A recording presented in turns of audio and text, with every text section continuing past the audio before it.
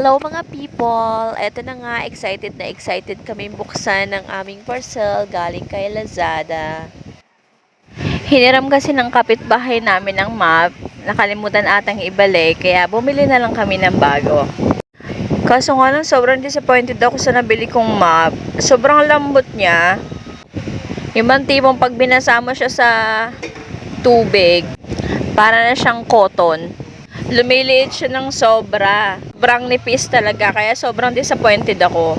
So, ito na nga, tinatry na naming ayusin pa rin to.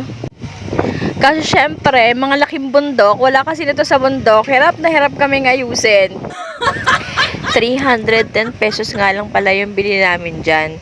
Kaya, kahit ang dami-dami kong gustong ireklamo, hindi pwede kasi napakamura naman.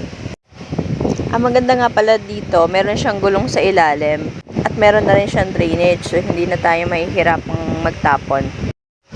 At ito na nga, inaayos na ng mga taga-bundok itong pang-spin ng map. Habang yung isa ay nag-i-struggle pa rin talaga sa pagkabit ng map dun sa mismong rod. Hindi naman sa sinisiraan ko yung product, pero para sa akin, mas maganda kung bibili na lang kayo ng mas pricey pero talagang mapapakinabangan nyo ng matagal. Honest review lang itong mga people ha. Hindi ko na ilalagay yung link kasi baka mabili nyo pa. Nakakapanghinayang naman.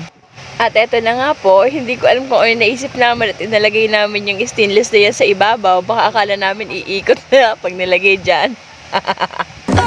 At pagkatapos nga ng 300 years na pag-ayos namin, eto na yung product, hindi pa rin namin makuha. Hindi na ata gumagana ang aming malilit na utak. At pagkatapos nga ng 120 hours, 50 minutes, and 26 seconds, sa wakas, nabuo na rin namin itong map. At ito na nga yung map. Sobrang nipis niya, mga jay.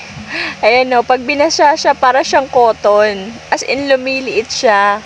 Ina-absorb niya lahat ng water. Ayan, tingnan mo o. Ano siya mga kalinis? Ilang days mo lang siya magagamit. Tapos yung kulay black na yan, hindi siya goma ha. Plastic lang siya. As in, malutong siya na plastic. Na kapag minap mo na siya, kakaladkad siya. Kasi nga, sobrang nipis. Tapos ito namang lalagyan, sobrang nipis din ng kanyang pagka-plastic. Malutong siya.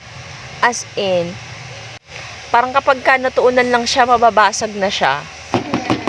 Kasi parang siyang malutong na plastic na kapag matuunan mo lang talagang wasak. At nung binasa ko na nga yung map, ayan o, tingnan mo nangyayari, lantutay na siya. Tapos sobrang nipis, as in. Pero sana magtagal pa din, bibilhan na lang namin ng map. Kasi yun lang naman ang nakikita kong problema. Tapos yung plastic, siguro konting ingat na lang para hindi siya mabasag. Sa mga gusto nga pala bumili ng map, mas maganda na mas piliin nyo yung medyo pricey nga siya, pero mas magagamit nyo naman siya ng matagal. Hindi ko na ilalagay yung link dito kasi para sa akin hindi siya recommendable. Pero sa mga gustong bumili, may ilalagay akong link kung saan makakabili ng mas magandang map. Click nyo na lang po kasi yun yung dati naming map. Talagang subok na namin. Thank you so much for watching!